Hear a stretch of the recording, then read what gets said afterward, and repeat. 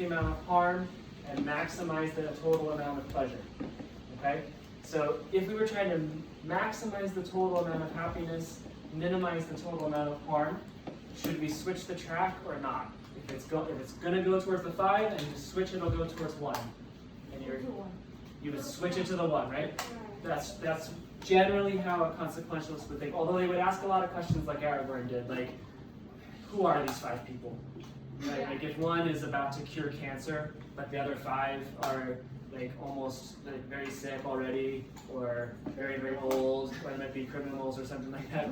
Right? So consequentialists would say, okay, we have to take into account all of the details, but if they were basically equal, then you would say switch the track to the 1 and save the 5. What if that 1 was me? Okay, so there's another theory. The theory that Aragorn is articulating here is not one of the 2 that I'm putting forward as the most popular ones. That's called egoism, which is do whatever's best for you. Don't worry about other people. Okay, most people don't think that's a very ethical way to act. Save yourself. Well, do you always? Yeah? I don't want to sacrifice it. Right. Yeah. Actually, one of the concerns with self-driving cars is if you program them so that they might put you in danger, then the customers might not ever buy those cars. And if the customers don't buy the cars, then the overall roads will be less safe. Because driverless cars, if we were to use them everywhere, would be way safer than human drivers. Right? So you want people to buy the cars, but you might need to program it to do decisions that in isolation look like an unethical decision. They look like egoism, right? Okay, so that's the trolley problem. The one side of the debate says we should just maximize the number of people saved, right? Okay, there's another way of thinking about ethics. It has a fancy name called deontology. You don't need to remember that name. But duty-based or rights-based ways of approaching this. And oftentimes, those who think about it this way, they would say, you should never intentionally kill a person. Yeah. And notice that when you flip the switch, what are you doing?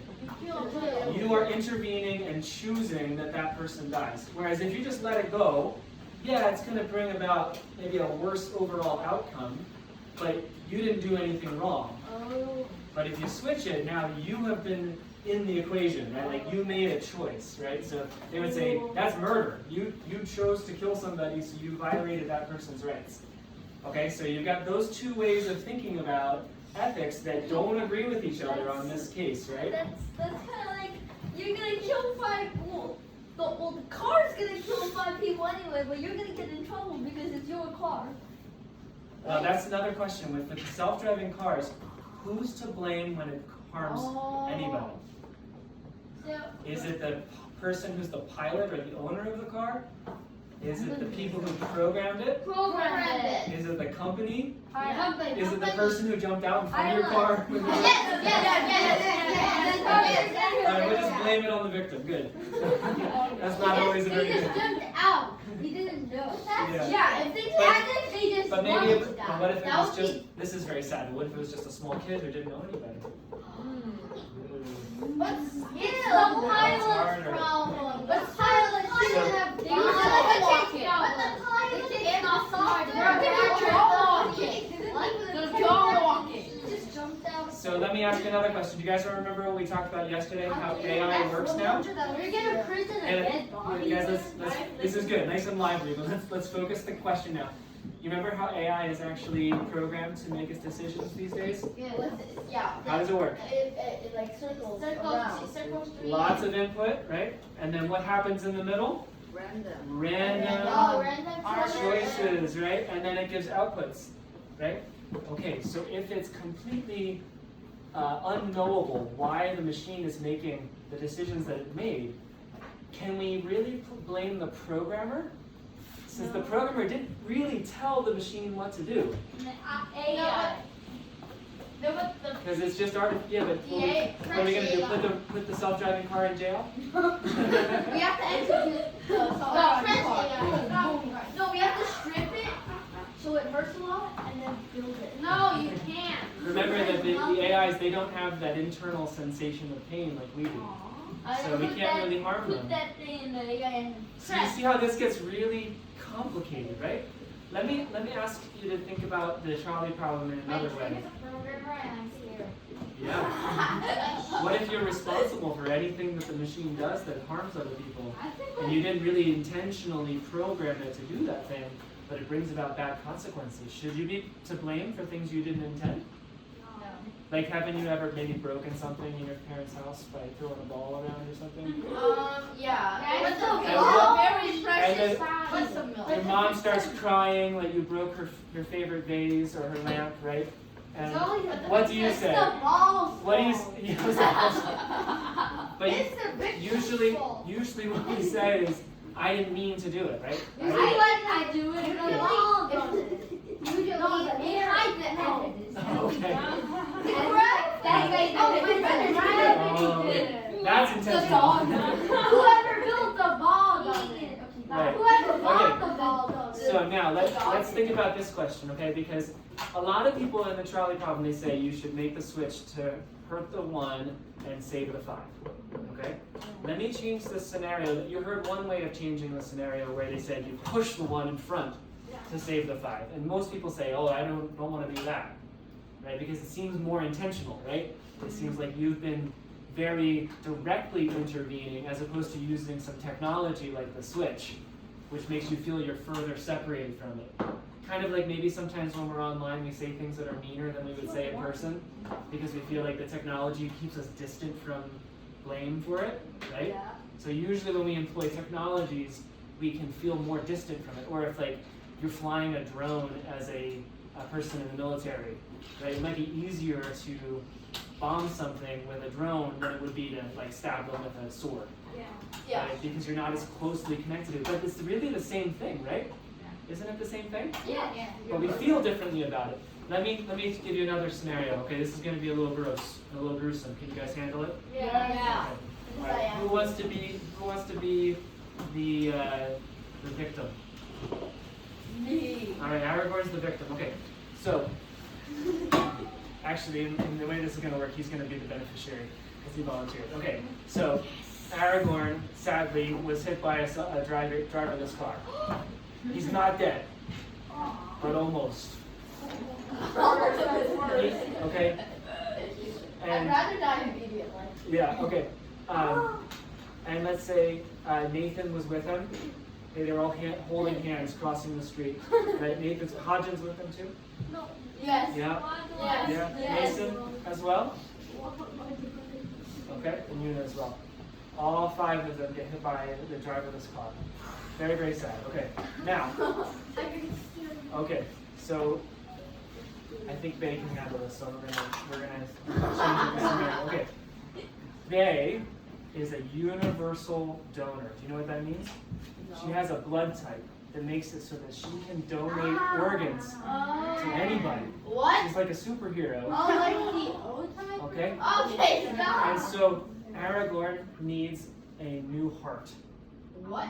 And Nathan needs, he has a collapsed lung. He needs new lungs. And Hajin, probably brain. No, I would rather die. You already did. Nathan lost both kidneys. And Yuna, all of her arms and legs. Okay?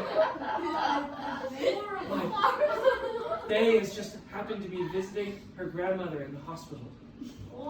And we find her in the waiting room, waiting to go see grandma.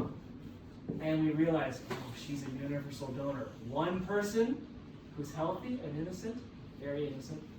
5 people that need organs. Doesn't it seem like if we take the same reasoning that you should kill the 1 to save the 5, that we should harvest her organs and keep them for all of you? And Yuna will be much taller as a result. I'd rather die. Okay. If one of the 5 people are me, I will say to Bay to give her her organs. But if I was the person who's very innocent, I would just run away.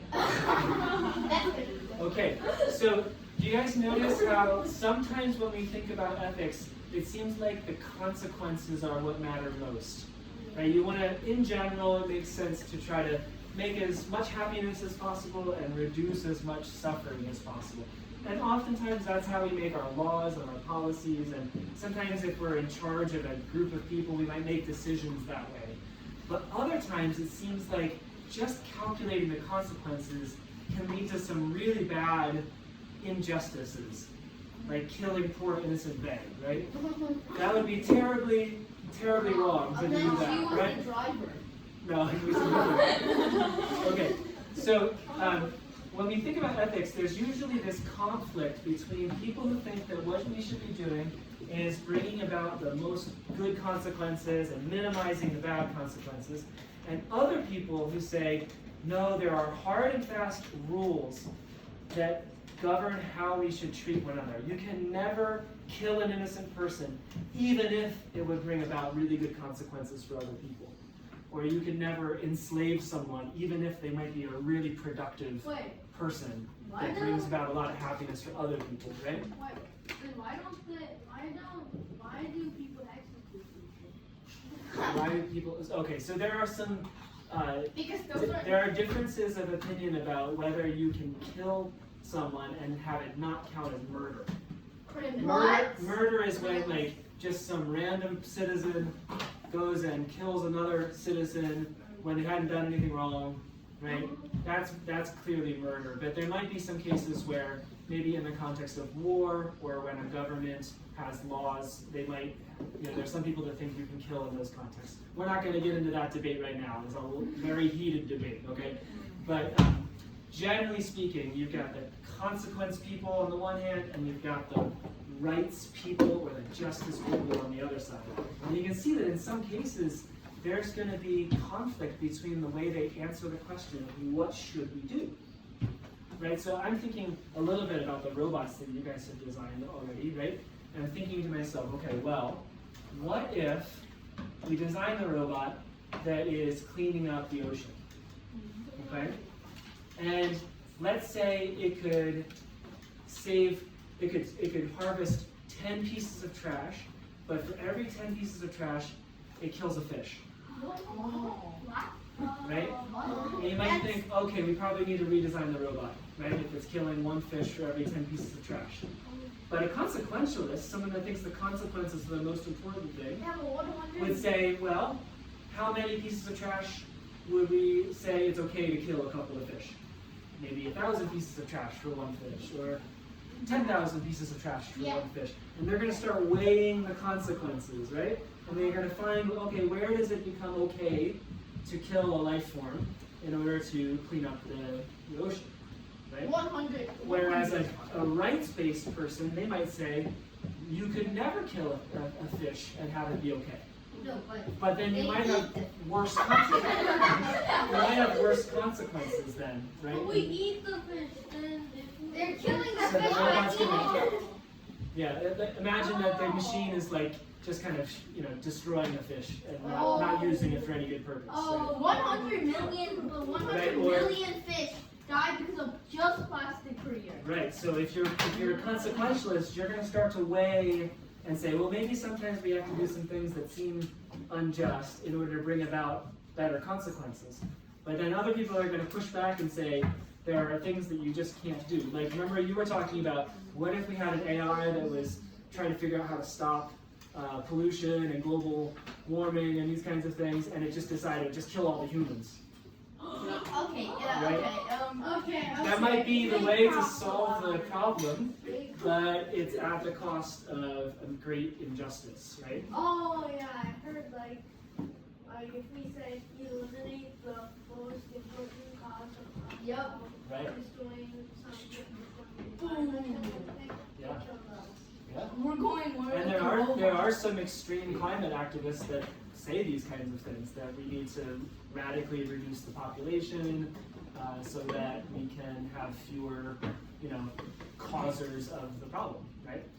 Okay, so consequentialism looks at consequences, and we have to think about what kinds of consequences should be promoted and which ones should we try to avoid. So And in the justice and rights ones, they say, how do we go about treating humans, and sometimes we might think about animals and other things like that, with dignity and respect?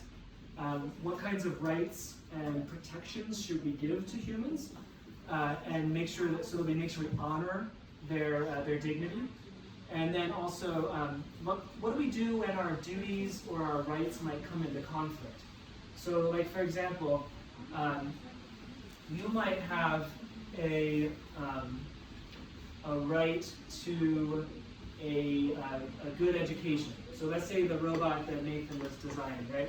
Let's say you have a right to a good education, but in order to educate you the best way, it has to collect all kinds of information about you and follow you around 24 hours a day so they can learn and invade your privacy over and over and over again, right?